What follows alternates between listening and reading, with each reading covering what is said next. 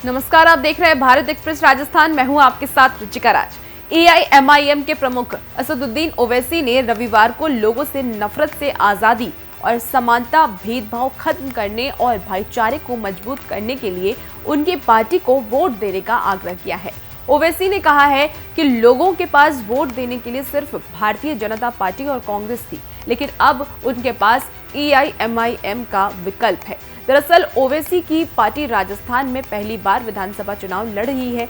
AIMIM ने जयपुर के हवा महल, सीकर और फतेहपुर और भरतपुर जिले के कामा में अपने उम्मीदवार चुनाव मैदान में उतारे हैं। वहीं ओवैसी ने रविवार को यहां एक जनसभा को संबोधित करते हुए कहा है कि अगर आप नफरत से आजादी पाना चाहते हैं, हिस्सेदारी और समानता पाना चाहते हैं, तो भेदभाव खत्म करना चाहते हैं और भाईचारा मजबूत करना चाहते हैं, तो एआईएमआईएम को वोट दें। क्या कुछ कह रहे हैं ओवैसी, सुनते हैं।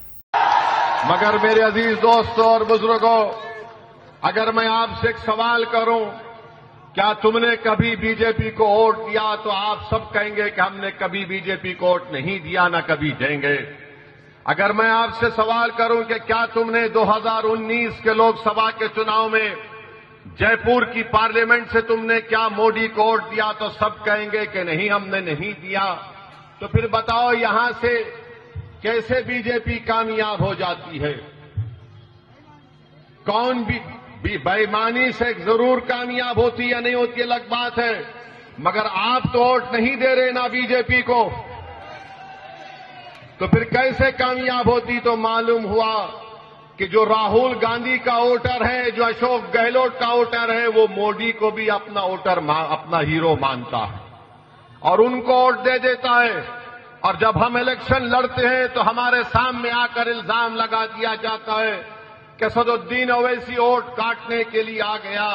मैं इन तमाम लोगों से पूछना चाहता हूं, बताओ, मैं तो पहली मर्तबा राजस्थान में आकर इलेक्शन लड़ रहा हूं, तो पहले बीजेपी किसकी वजह से जीती?